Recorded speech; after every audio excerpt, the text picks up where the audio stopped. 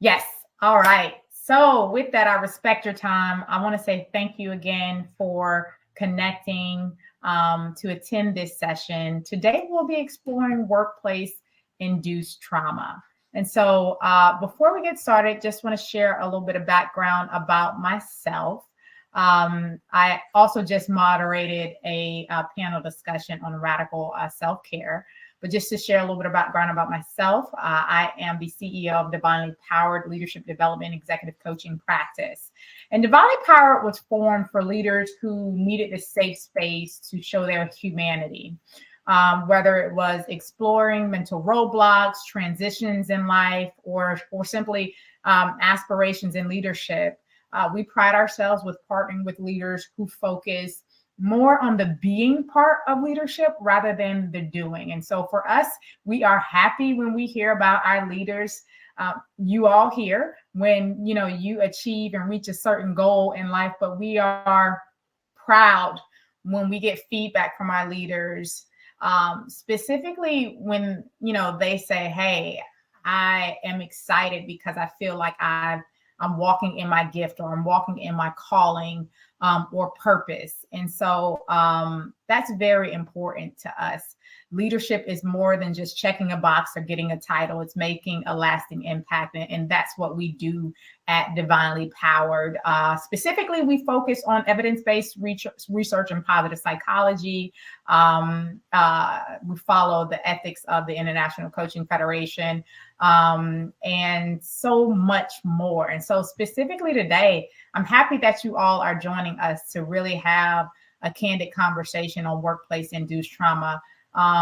There are, so many things that we're dealing with right now in the workplace that is traumatic for some of us if we think about the last 3 years. So I would love to hear from you. I'm not going to talk the entire time. This is an iterative, participant-led experience, but what are some of the traumatic experiences that you may have experienced or heard of, maybe a friend of a friend experiencing in corporate America, whether it be biases, discrimination, microaggressions, all the different types of things that we have experienced in our careers. Please share in the chat for me.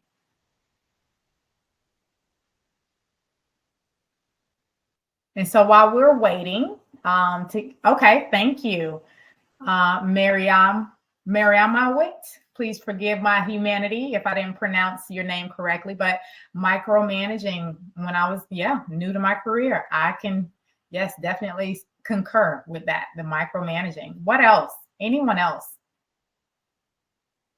The lack of support and empathy. Oh, from female leaders, that is a big one.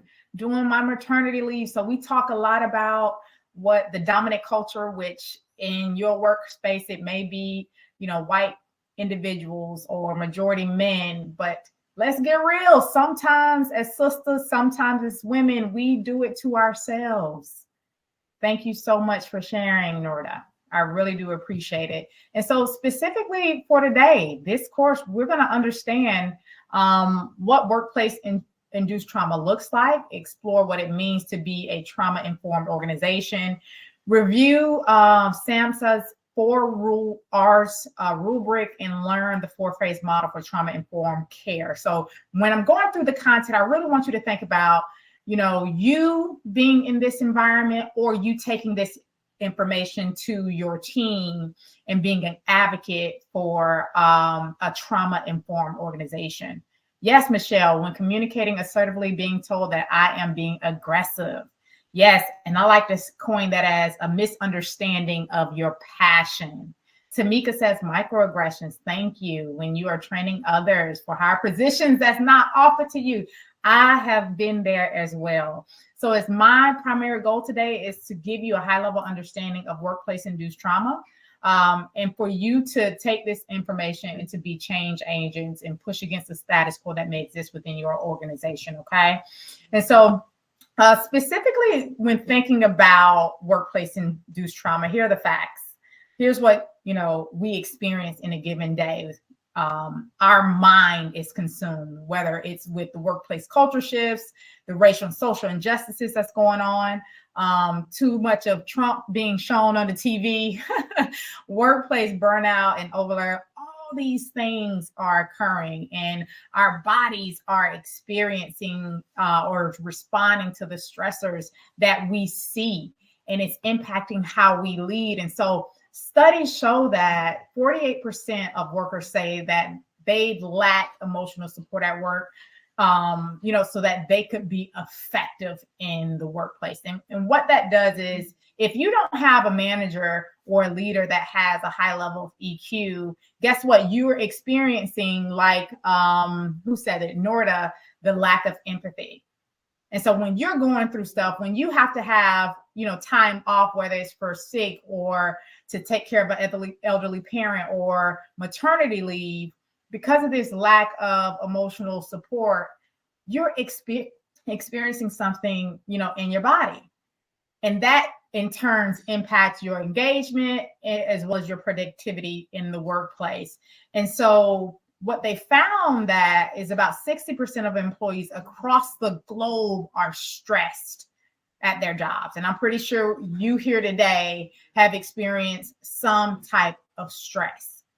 And that stress leads to, when not addressed, these traumatic experiences. And so when we drill down to the bottom line, so if I'm thinking about someone who is a people leader or a manager, talk about the data when it comes to working in a toxic environment.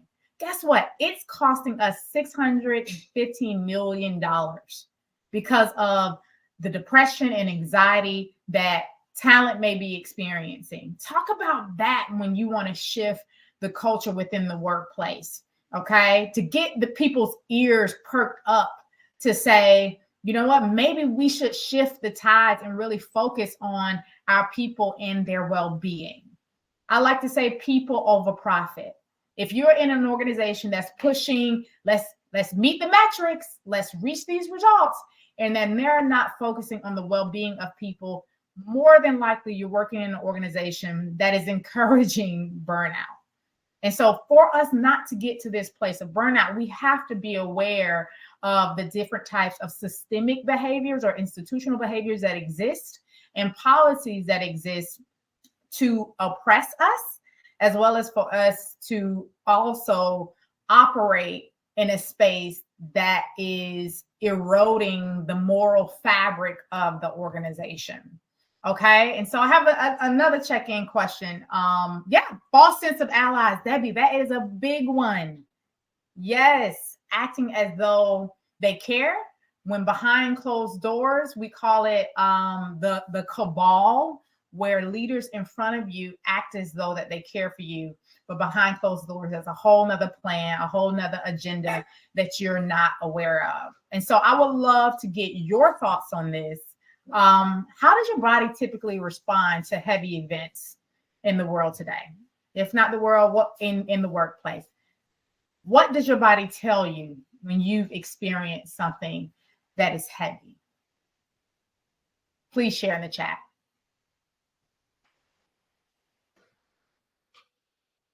Exhaustion, sharing. Yeah. It stops working. Tension in your shoulders and your neck. Thank you. Thank you so much for sharing. Disengaged, Michelle. Yes. Feeling tired, Sandra. Yes. All these things our body tells us. And so then the next question is, what do you typically do with that information? Do you acknowledge it and do something different? Or do you continue to ignore it and perform at a lower level? Debbie said, ignore it. Yep. I will probably say when I'm coaching leaders or individuals, most of us ignore the signs. Right. You are so right, Mary. How early can I book my next vacation out of here? Yes. Since 2020, I pay attention and hold space for self-care. Michelle, that's a blessing. Check out at times, Tamika. Yes. Ignore for a time. Then I figure out what to do. So I want to be vulnerable with you all. within the past year, I've had like extreme sciatic pain on my left side. And to the point where as soon as I hit the ground, my feet hit the ground, it's in pain. And I really wasn't listening to my body. I do a lot of remote work and then I travel, and I wasn't necessarily taking time out for my health. And so, because of the demands of work and life, a mom of three, a wife, a business owner, and my body told me to the point where I could barely walk. I had to go to physical therapy. I started my health journey where I'm now in CrossFit, which that impacted things. But what really gave me a shift in perspective was I thought about what happens if I can't walk anymore and I'm not able to engage and have fun with my children. And I say, you know what? It's not worth it. I have to change the way I work. I have to stop working these long hours and shift how I engage with my customers. And so now it's been a philosophy shift, a well-being philosophy shift on how people experience me when working. And we have to pay attention to how our body responds before it's too late. And so thank you for being here today. You've taken that first step. So I like to always break it down first when engaging with my audience on just getting a clear understanding of what trauma is. And so it comes from the Greek word traumatica, which means to pierce. This is entirely apt when thinking of trauma within organizations because trauma can actually wound you. When you talk about microaggressions, I know you've heard the phrase death by 1,000 cuts, right? And so when we think about trauma, it's piercing the best part of who you are. It's piercing you from operating in your greatness. And so we don't want that experience. Think about the person that you've worked with where you see that there's an exhaustion, where they're checked out, where they may be ignoring some things and they're not operating at their best self. How have you helped shed light on what they're experiencing to pull them out of that experience so that they're not continuing to pierce themselves as they work and engage? And so when we talk about workplace-induced trauma, it's the physical or psychological response of employees to a crisis or critical incident within the workplace. So this response that can interfere with normal functioning. Before going further, let's address the common question. And I oftentimes get this, for leaders that may be a bit concerned. Isn't trauma the purview of mental health professionals? Like, should organizations address workplace-induced trauma? And I would love to get your thoughts on that. What do you think? Should organizations address it? Is it a personal thing? Or do you feel like we can do this within our teams? What are your thoughts?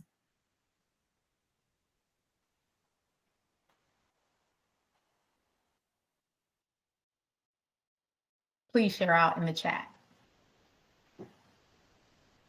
Do you believe trauma should be addressed within the workplace?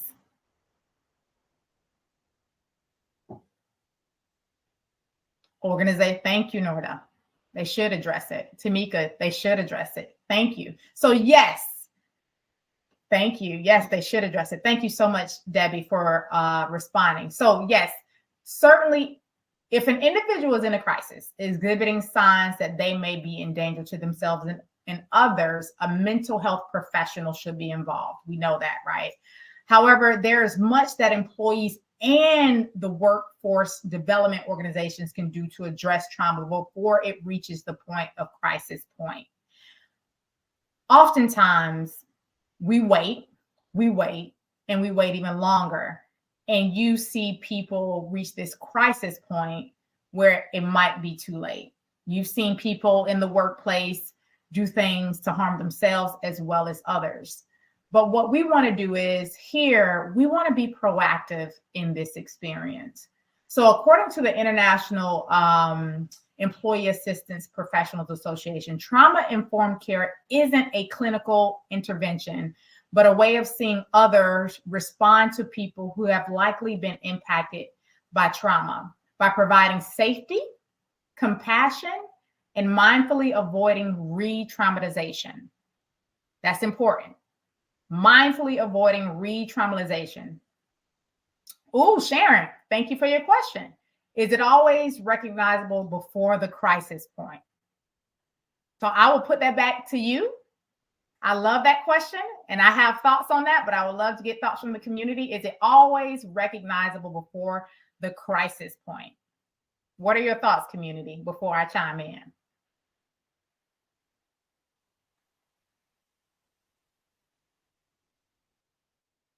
What do you all think? For me, from my experience and what I've seen in leadership, Sharon says, I don't think so. I don't think always, especially if a work environment has a toxic culture. You hit it on the head, Norda. Yes. If the organizational culture has normalized toxicity, destructive conflict, poor behavior, microaggressions, biases, guess what? That's their norm. This is what they see as being okay. But if you are a part of an organization that does the opposite of that, it's a little bit more recognizable. And I will say this, certain people compartmentalize things differently. And so based on how we grew up, in coaching, we call it our map of the world, our experiences, our culture, how we define our morals and values. That could be a distortion compared to someone's other definition of trauma. So thinking about it that way, somebody may, define being kind or being inclusive differently based on someone else's culture. Okay. Deb says, how do we start transforming that culture at our level? We will talk about that, Deb. That's later on in the presentation. So yes, so thinking about that, recognizing that you have groups of people with a diversity of thought and experiences, what we may define as toxic may not be defined the same way for someone else. And so I think exercise, and Simon Sinek calls it ferocious curiosity, to get a deeper level of understanding why a person behaves the way they do, will really help you identify the root of toxicity, or at least give you clarity on how you could redefine healthy culture. Okay.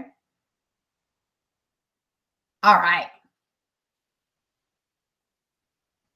So what I think the most important part is when it comes to workplace induced trauma, here it talks about is just being mindful and aware and compassionate. So when we see people performing in a toxic manner, our body responds to that, either fight, flight, or freeze. And so exercising, extending that grace, right? Being honest on what you're seeing and partnering with that individual who may be displaying that toxicity is very important.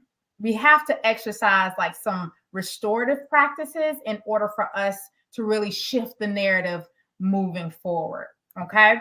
And so what are the different types of trauma that you've seen in the workplace? I know we said microaggressions, but I also want to share some additional ones from, bullying, harassment, gaslighting, layoffs, labeling, sharing. Yes, that labeling is really big. I think someone said that up above about, the mislabeling or incorrect labeling of your passion. And oftentimes Black women it's always, oh, you're too aggressive. When someone else does it, it's normalized and it's okay in the environment that you're working in. Anything else that's not here where you've seen the different types of trauma? For me, what's really big and it's subtle is this concept of DARVO. I don't know if you've heard about the concept of DARVO, but it refers to a reaction that perpetrators of wrongdoing, particularly microaggression offenders, may display in response to being held accountable to their behavior. So DARVO means deny, attack, and reverse victim and offender. And usually we see this with a lot of white women, okay, where an offense is made. Hey, I feel like you said something, and it may have been a bias of yours, and I just want to call it out to your attention. And so here's what you usually see. Oh my God, me? Not me. I would never do that. I'm such a great person. And so you would then see them shift and start to get sad or cry and say, why would you do this to me, when the entire time it's them that's committing the offense? Yes, Nora, the white lady tears. You are right on point. And so when we see these things, when we see Darvo happens right in front of us, I usually coach leaders, and most leaders say, you know what, I just stop and I turn away because I don't want to continue the conversation. And I want to say, don't do that. You're giving them a pass. We still have to keep these individuals accountable when there is an offense. And so that accountability is still, you're still able to extend some grace and compassion, but at the same time, calm your spirit and have a real conversation about what you're experiencing in the moment, which is gently calling them out about the Darvo that you're seeing and their offense. And so the speaker before the workshop started said, you can do things with humor. Everything doesn't have to be so personable, but I do think keeping them accountable to how they behave is very important. Okay. And so sometimes that may mean you sacrificing your comfort zone. This also may be, hey, there's a risk in me keeping these individuals accountable because this person may know somebody that knows somebody. So that's why approaching it from the perspective of building a bridge rather than breaking them down is very important. Because the whole purpose of you calling them out is so that culture can shift and change, not for things to remain the same. And so that means if you see it, you got to keep doing it. Keep doing it. Behavior doesn't shift just because you say something one time. You have to do this multiple times. Okay? Yes, Tamika, they will flip the script real quick. Speak up and out. Yes. Help me with this here. Yes. So you are in the right place for that. Okay? Don't be afraid. That's the number one thing. And tie the reason why you're doing what you're doing, specifically with workplace-induced trauma, because this is generational and it's systemic, and it's how our society has grown and capitalized on it. You have to be strategic in doing so. So you have to exercise a high level of EQ when navigating this, okay? And so that means stepping outside of the personal and really tying it to a greater impact that you want to make in the space. And so sometimes this may mean I have to release my pride and ego, and as well as the outcome that I envision in my head, and recognize that it's iterative, it grows. And give yourself time for that vision that you have of what it should be. Give that time to manifest. You got to do this in phases when things are systemic. Okay? Yes, Sharon, it has always been. So let's think about these causes of workplace-induced trauma. We have unfair treatment, toxic workplace dynamics, unclear or unreasonable expectations, and lack of community and support. Which have you seen in your space the most?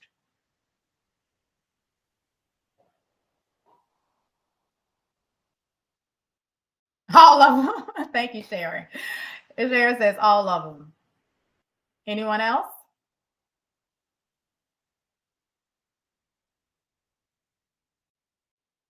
Unclear expectations, Tamika. Yeah. Toxic workplace dynamic. Let's talk about these the unreasonable expectations. That's a big one. Thank you, Bettina, on putting that in, as well as Norda. Yep, Sharon, unclear expectations.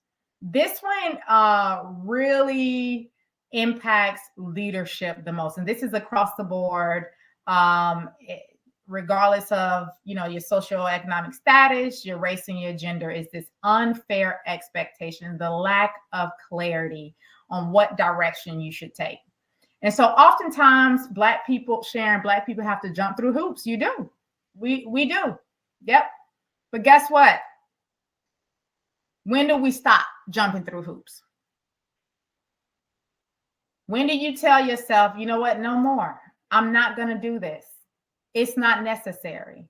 It's not worth my well-being.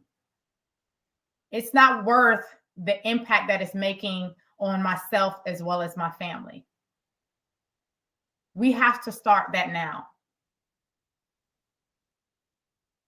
Sharon, I stopped. Yep. Set your own expectations and communicate what you are truly able to deliver. Yeah. Yep. When it impacts your health. Because it will. If we're not clear on how you can deliver and their ask, it's not their responsibility. It is your responsibility. You have to take ownership of your career path and fill that gap. Don't leave it up to someone else. This is your journey, not theirs. Because what happens is you have these expectations where you're jumping through hoops. And then when you jump through the hoop thinking on the other side, you're about to get this huge reward and it don't happen, that's impacting your entire mental. And then you're asking yourself, well, I should have did something differently. When all the whole time you have to take ownership of your journey. Thank you, Sharon. You have to sometimes walk away when you know that change is not happening. Norda, I've realized that when you go above and beyond, it becomes the minimum expectation. Yes. And they don't shift it because then they reference, oh, well, I remember when you did this for me, when you worked 12 o'clock at night and you responded to the email, when you worked over the weekend, when you missed your child's birthday, when you didn't go on the family trip. And then you're mad at them when you gave them permission to do this. Let's be clear. This was a choice that you made. You weren't handcuffed. Now, when I say that, I know some of you may be like, you know what, Hakemia, but I felt like if I didn't do it, there would have been retaliation. Which in toxic environments that do occur, I don't want you to think I'm insensitive to that. But the risk in setting your boundaries and ensuring that people understand how to experience you, which one is greater? Me risking my health or a position or a project and opportunity? Because I'm pretty sure you want to live to see your dreams manifested. The things that matter to you most. But you have to change that now. And so Sharon says, yes, but what if you're not sure of the path? You're driving based on what you see in the environment. That's when you have to pause and ask yourself, what's for me? I have to define it myself and not how the environment is defining it. This is where you create your own definition. What's my definition of success in 2023? That looked different before COVID. Let's be honest. Now I'm looking at me holistically, not just in one dimension of my life. Yes, ma'am. Yes, they can, Tamika. Yes, they can. They can replace me the next day, but my son cannot. And that just touched me. That just touched me. I lost my godfather yesterday. And me and my husband communicating to him taking care of his health, not putting himself in these environments that take from him. And you feel like, did he listen? And his health suffered. And it was just a reminder that nothing is worth your life. There's ebbs and flows of what you do, all seasons that you will experience. That's the reality. But how will I live and exist in the seasons where the leaves and the flowers aren't blossoming? When it is a little bit gloomier and dark? What strategies will I put in place to comfort myself during those times, to where the toxicity doesn't take a hold of me and take me? Because there's a greater responsibility that I have. Like, make your leadership tied to a divine assignment. That's what I coach leaders in. I'm looking at leadership in all lenses, intellectually, spiritually, and emotionally. And when I tie it to something greater than this toxic culture that I'm living in, than this unfair treatment, man, all that other stuff don't matter. Because this is a moment in time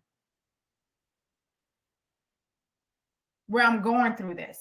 And so how can I make this bigger than me? I want to shift culture in a way to where people feel as though they have agency of what they're experiencing.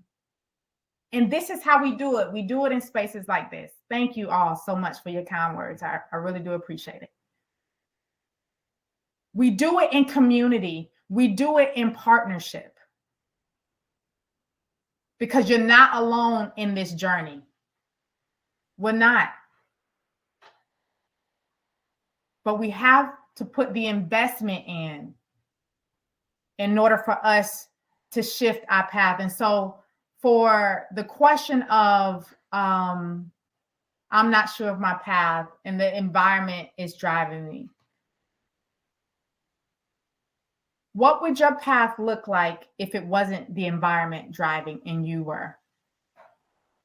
And you sat in that driver's seat. Where would you take yourself? What would that journey look like? Who would you experience life and leadership with? What would make you shine bright from the inside and out? Who would give you a round of applause and say, thank you for sharing your leadership gift with me because I needed it?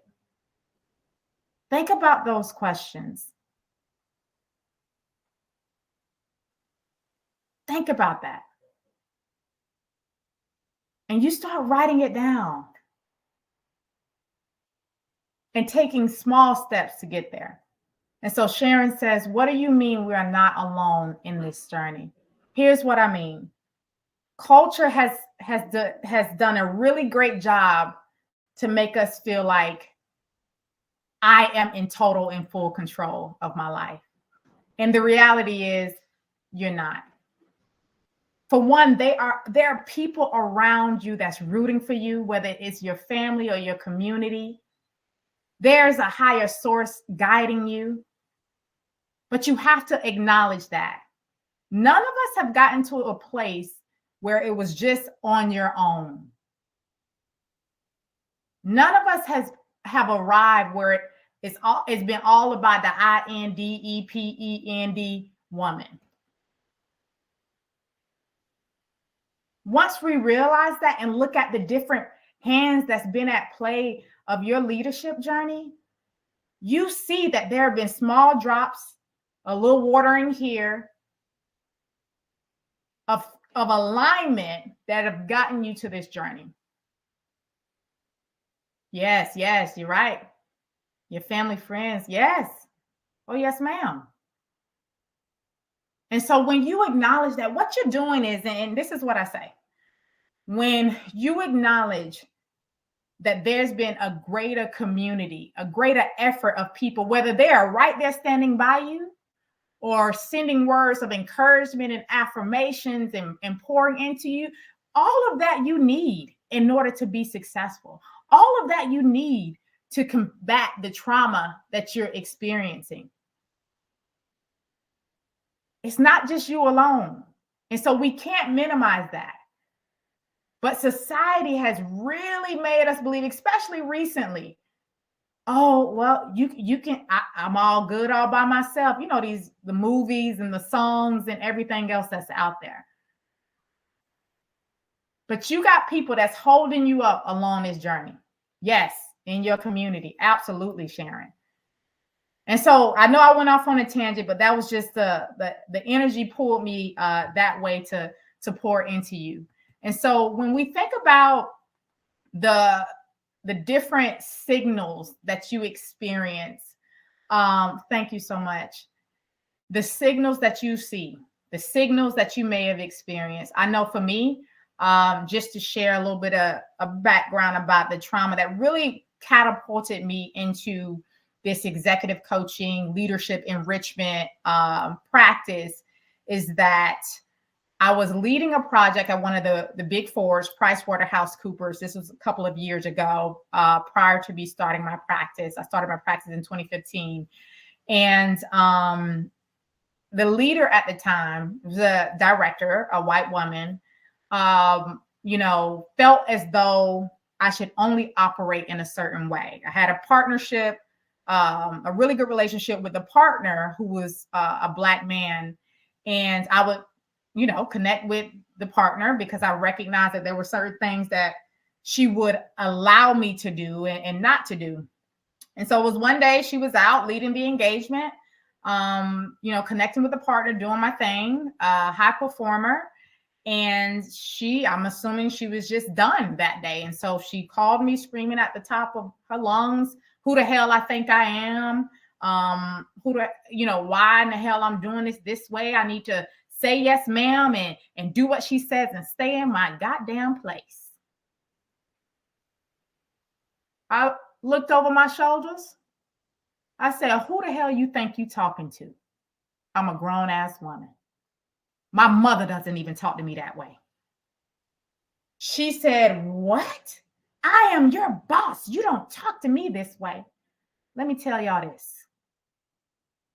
You don't disrespect me. That's one thing you don't do. I'm a Leo, y'all. We don't take that lightly, okay? So guess what I did? Instead of being the person that she had in her head. See, she wanted me to come out of y'all. She did. I was so angry. My hands shaking. I was like, what do I do in this moment? Don't you know I grabbed my phone, I hit record, recorded the entire conversation. Went to my team, only Black person on the team. At this time, I don't know if I shared this part, but I started off in the tech industry as a computer programmer, transitioned to HR. This happened in HR, y'all. Only Black person on the team. Went to my peers and said, hey, has she ever said, you got to say yes, ma'am? No, Hakemia, what are you talking about? Oh, I just noticed some things. Oh, has she ever tried to stop you from doing X, Y, and Z? No. Is everything okay, Hakemia? Play. One white woman got up. Oh my God, I feel so uncomfortable. I can't believe you did that. The others, Hakemia, I'm sorry that you experienced that.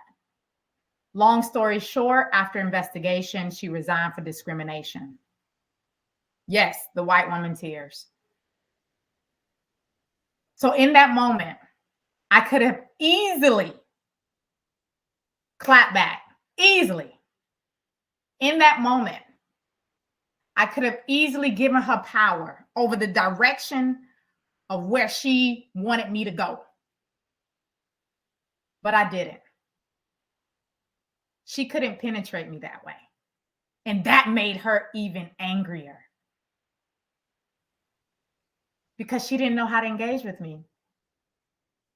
Never apologized, never addressed it, seeing me the next day as if nothing happened.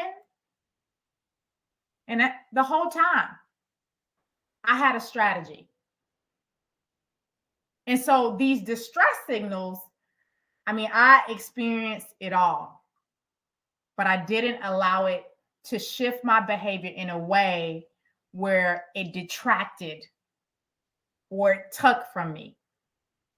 And so for you, everyone listening in, what distress signal have you experienced and how has it impacted you moving forward?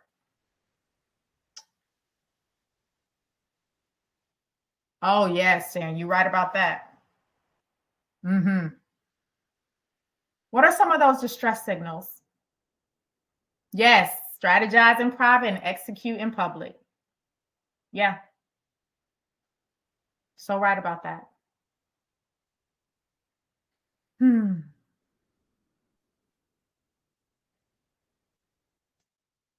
What distress signals have you seen? Aaron, I go numb and silent as a response. I want to talk about that, Aaron, a little bit. I go numb in silence as a response. Loss of trust, yeah. And I know for some of us being silent, that's a protection. We're all about self-preservation. That's where our mind takes us.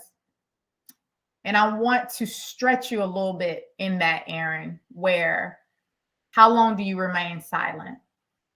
Because sometimes our silent is complacency and it's giving others permission to behave in a certain way. And we don't want that. Michelle says, I feel less committed to perform. Shan, yeah, I can't be silenced anymore.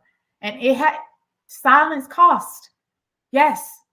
And using your voice costs as well. But which matters most? Which will give you the change that you want to see? And for Michelle, you do feel less committed because it's like you're loyal to an organization or a team or individual, and they're not reciprocating that. They're not exercising that law of reciprocity. But I'm going to challenge you too, Michelle. Okay, this is how I challenge. I want to stretch you a little bit. Who are you performing for? Make your performance connected to a higher source, because man will always disappoint you.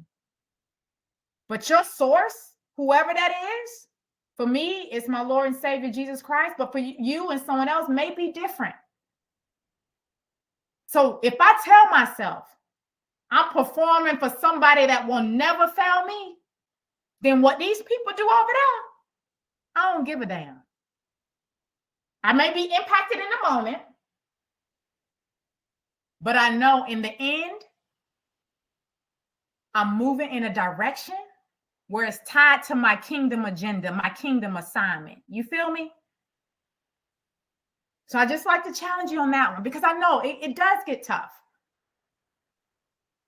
And we are experiencing these emotions and this harm. And it's not fair and it's not right. It's not. And you're not alone in this journey. But you are being groomed for something.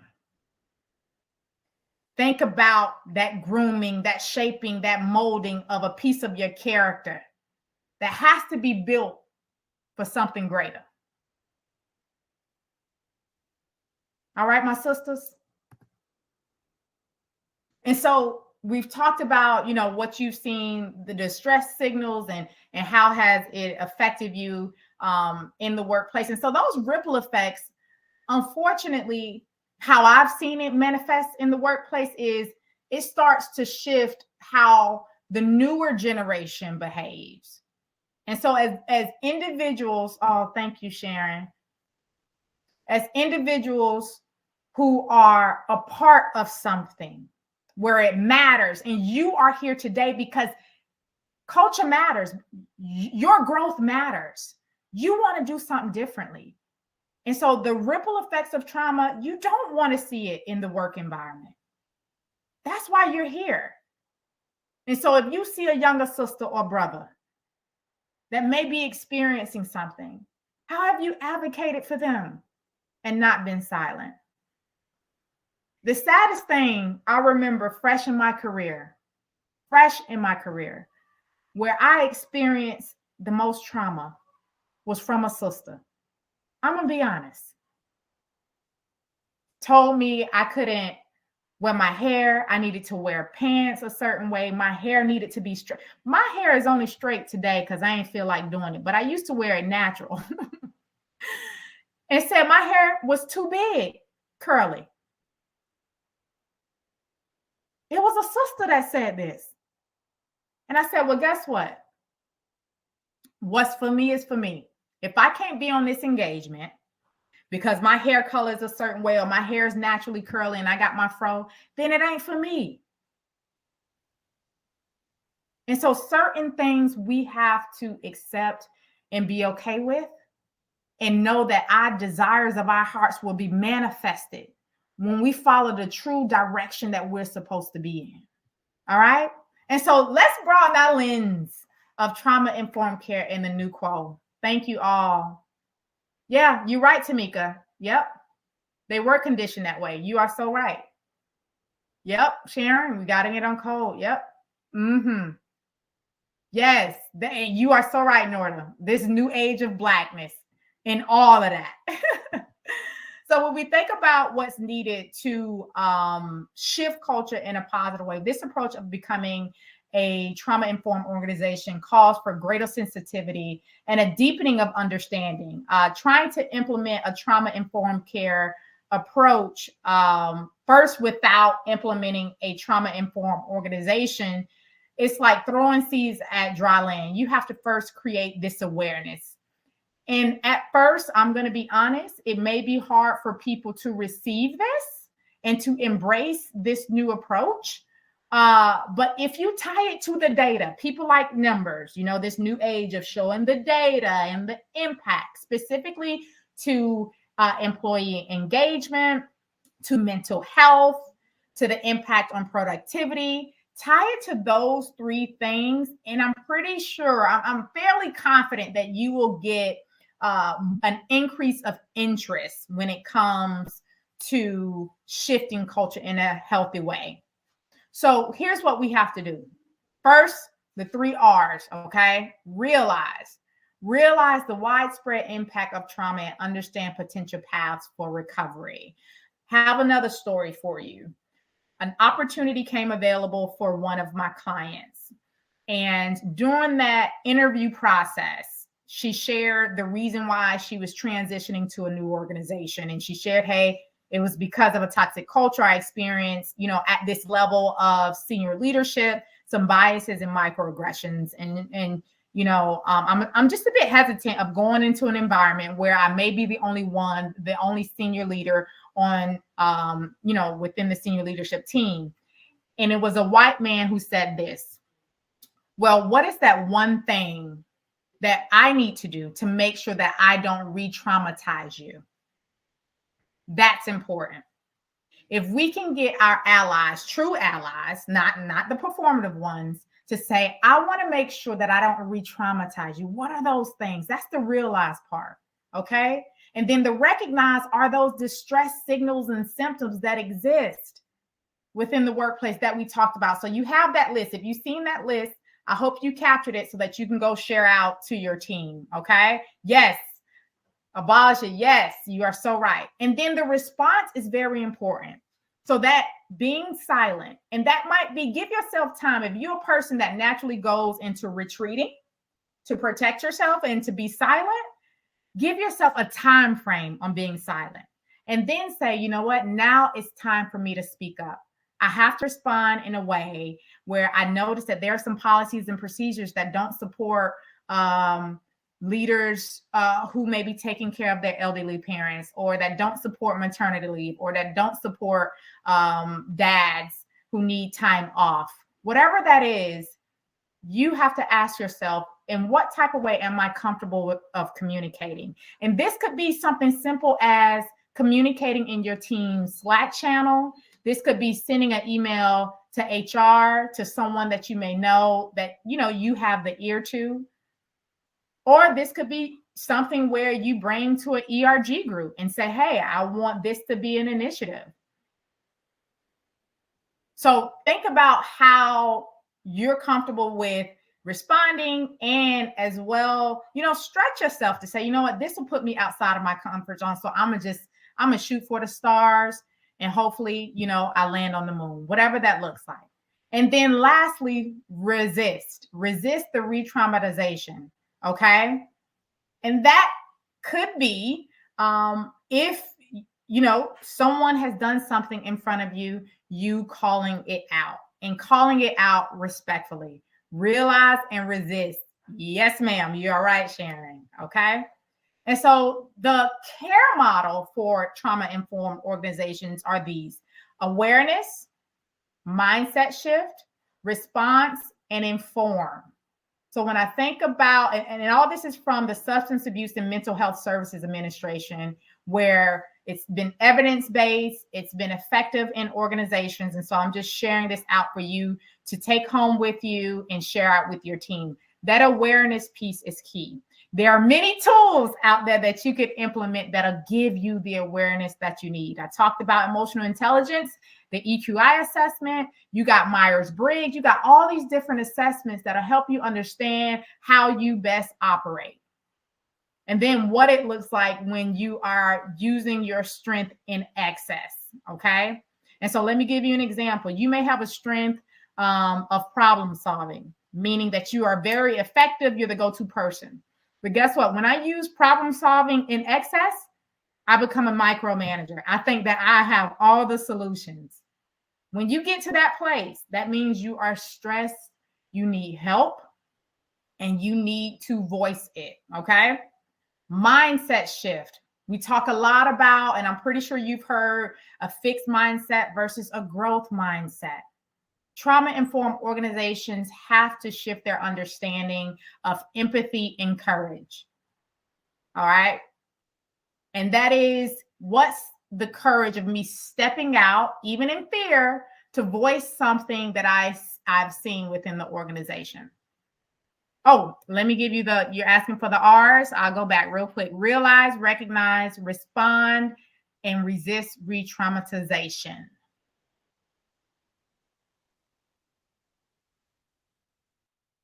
All right. And then response. Our response to this, you are very welcome, is critical. We have to commit, prioritize, and take action. So I'm pretty sure it's not you here. Usually it's the people who already know what to do that comes to these type of workshops. So when you are crafting your message to your leadership team or to these individuals who have created this, traumatic experience or toxic workplace, really stress to them the importance of making that commitment to change. And it's just not one time. And here's the thing. You're going to have somebody that may have, displayed some biases towards you, and you share out. Okay. When I share out, there may be another time where they do it again. Here's the thing. You have to ask yourself, am I open to still letting them know, or do I take a step back? A lot of us may wash our hands with it because they don't care. You know what? I noticed nothing's changing. It takes a long time for behaviors to shift, y'all. That's the reality. But if you really see a deep desire for them to change and them being apologetic and their actions are shifting, be patient with them. That's where you extend that grace. Okay? Because it does.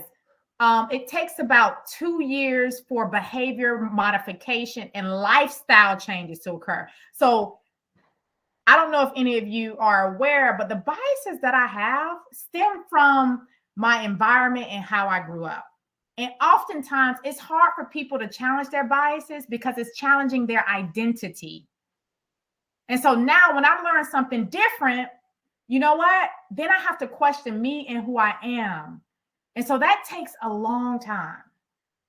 But if it matters to you and you partnering with this individual and they really appearing sincere enough to shift their behavior, be that partner for them so that they can evolve. I had a white leader. I used to travel a lot when I was in technology. And he was my partner. He would come in and say, Hakemia, tell me something new. Tell me something that I may have done to you and I didn't know. And I would share out with them.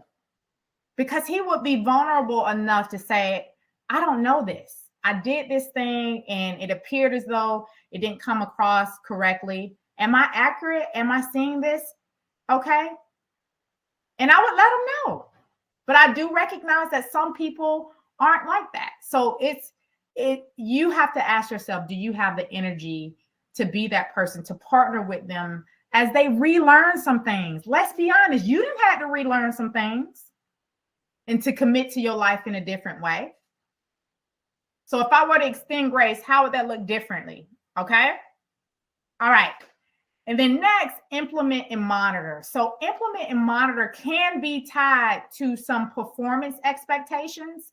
So if you say, I want to implement this trauma-informed organization, this care model, and I want to implement and monitor, you can build in some competencies along the way that ties to that.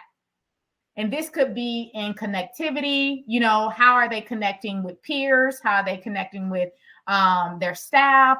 What does it look like? What type of environment that they're creating? Are they being inclusive? Do the staff feel as though that they're psychologically safe? Those could be tied into different competencies or performance expectations. You can even have 360 reviews to see if your staff or your manager is performing in the right way. You can do this for yourself as well.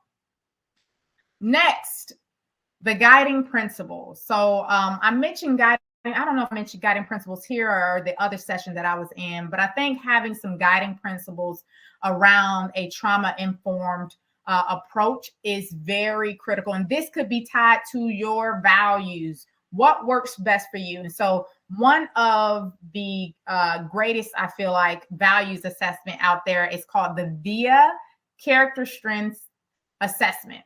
And so that assesses your different values that matters most to you. So when we talk about creating this trauma-informed organization, number one is safety. But I want to be clear, because we talk about safety and psychological safety. You have to make sure that you create this shared definition of safety, not your own, not just the organization. What does it look like for all cultures, all backgrounds, gender, to feel safe? That's important. And that may take some time. Okay. So don't think, you come in with these guiding principles and everyone's going to adopt. You have to make sure that the expectations are clear and the definitions of what you want from a guiding principles perspective are clear. Trustworthiness and transparency. So trustworthiness and transparency, I would recommend for everyone here to get Stephen Covey's book, The Speed of Trust. It breaks down trust and transparency so well from a relationship perspective, team, and organizationally.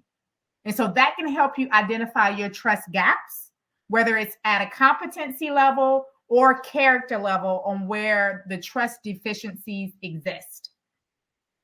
And so you can build that up there. All right. Then we have peer support.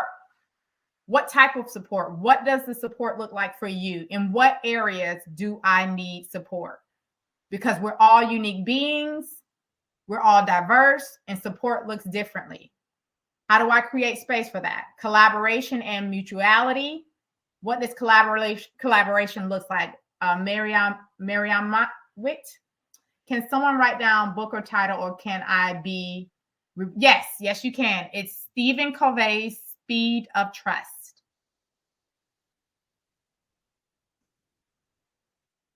Stephen Covey's Speed of Trust.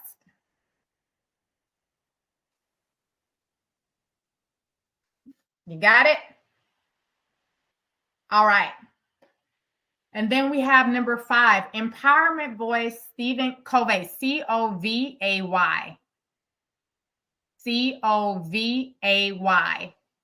Yes, you got it. Yep. And then we have Empowerment Voice and Choice. So we are in this, yes, Norda, you got it. We are in this generation where choice matters. Do not take away my ability to choose. And I would say For us creating this trauma-informed organization, this guiding principle of choice, be clear on what choice looks like. So you may have to create like a decision matrix using the RACI model, responsibility, accountability, consult and inform, to determine how you're allowing your teams to make decisions and make choices. Because every decision may not be democratized. So it may be the small things that you give choice, but the very big things I'm creating, I'm making the decision as a leader. But defining that and having clarity is important. And lastly, cultural, historical, and gender issues. Being aware of those dynamics on the team is very important. There's intersectionality. We know this as Black women that exist. Like I shared before, I am Black, but my father is Colombian, so I'm also Afro-Latina. And the different dynamics at play also impacts how you lead and perform within the organization. So some tangible benefits that exist. We know this. Trauma-informed care creates environments where communication improves, the reduction of conflict, passive aggressiveness, and isolation. It improves productivity and creativity, reduces absenteeism, all these great things we hear. We know it exists, but you have to have this unwavering commitment and be married to the outcome. A lot of people ask me, Hakemia, why do you do what you do? You're not tired that, you have these leadership enrichment experiences, or you're coaching these leaders and it seems like, nothing changes. I'm married to the outcome because I believe in your greatness and I know it's possible. I live in it every day. And the possibility for you to live in it is so close only if you shift your belief that's tied to it. That's very important. I brought this book here. It's called The 7.5 Lessons About the Brain. Take a picture of it. If you can see it, 7.5 Lessons About the Brain. And it talks a lot about our belief system on what we do. So you can get all this great information that you've gotten at the POW conference. You can, which is awesome. But if you're not shifting your belief system and your thoughts that impact your actions impact your character impacts your destiny. If none of that changes, all this don't matter. You have to first start here, because that's at the root of why you do what you do. And so when you're talking to these leaders, connect with why they believe what they believe. Why do you think toxicity is okay? Why do you promote conflict in a destructive way? Help them retrain their minds on how they see things. And you'll start to see some things shift for you. So how are you going to take all of the information that we learned today and shift things in a new way? How are you going to influence the people around you? Whose experience do you want to change? Is it just for you, or is it for your team and, your girlfriends who work in a certain organization? What are those foreseeable barriers that you may see that you could potentially work around and implement this trauma-informed care model? What works for you? I would love to get your thoughts. I know I've talked enough. I want to check in with you all before we close out. Got a couple of minutes. And then I want to open the floor for any questions you may have. This is your time, and I want to make sure that I continue to pour into you. Okay? How are you going to influence the world around you with what you've learned so far? Please share your thoughts in the chat. Yes, Sharon, I want to change things for Black people, so I will keep speaking up. Using your voice for the voiceless and doing it in a constructive and impactful way. Thank you for sharing. Bringing solutions. Yep, you're right.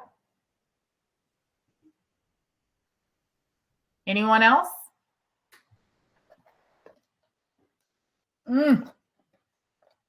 Being a mentor, Tamika, that's huge. That is huge. The hardest thing for younger leaders, new leaders entering into the workplace is finding a mentor.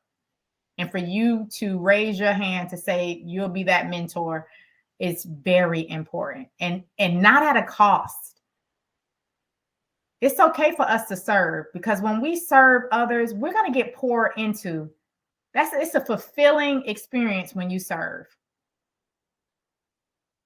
Doing that self-care. Yep. I realize I don't do it for myself. Thank you for sharing, Ms. Beck. That's important. And so to me, what that sounds like is when I see these distress signals arise, I need to make sure I take time for self and implement the self-care needed.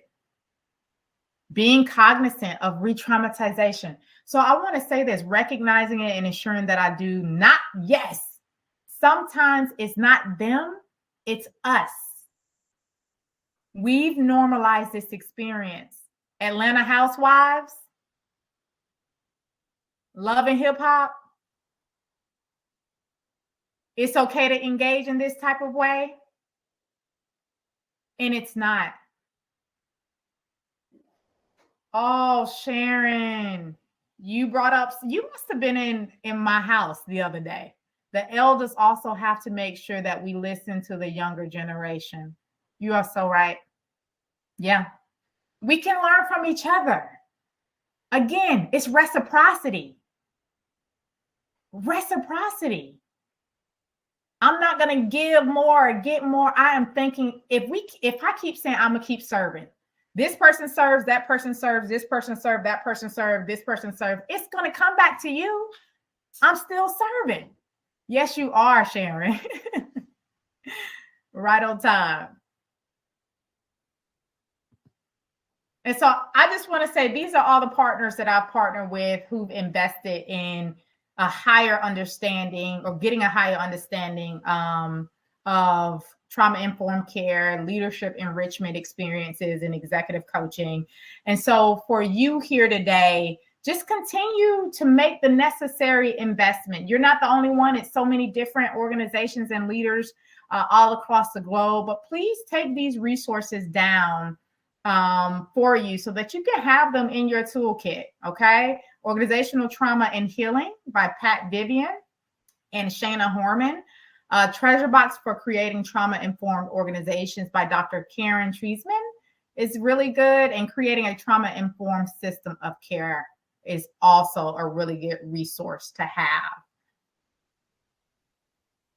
Oh, yes, Ms. Sharon, 44 years. Yes, I love the younger generation. They will take us to liberation. Yes, you are so right about that. So any additional questions, comments? Aaron, appreciate you.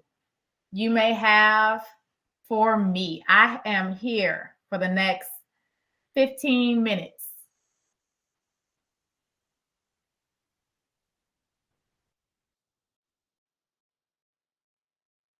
Are we good?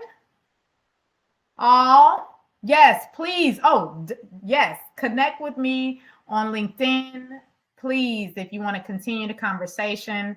And I also want to say this is one of my favorite quotes. Our lives begin to end the day we become silent about things that matter. Please do not silence yourself. Don't allow anyone to silence you, because this matters. You matter. Your call here in this experience of life is bigger than what you can see. Stay true to that. And yes, Sharon, the collective matters. And so I just want to share some save the dates with you.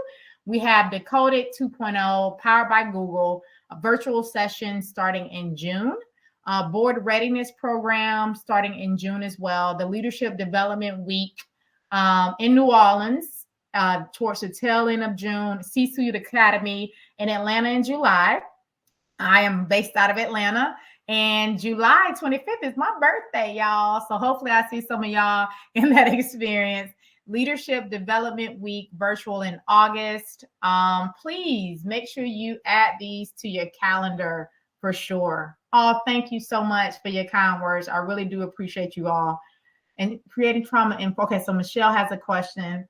In creating trauma-informed organizations, how do you strike a balance between being open and showing grace with our real allies? You expecting them to seek out education outside of us? Yes, there is a balance. And I always say, if you feel like you're giving too much of you, it might be time for you to take a step back. But starting from jump, being clear on expectations and the dynamics that you want to have with your ally, I think it's very important. But as we can see, and I don't want to go on a soapbox, but I'm going to say this, there's a deliberate attempt to remove history and our impact from American history. And the information that they get isn't all the right information. So yes, it is our responsibility to educate them on how they should experience us, because they're trying to wipe out certain things that matter to us and the impact that we've made. And we just got to let them know. And so that means it might take a little bit extra time, sis, because they don't have the information as readily available. Okay?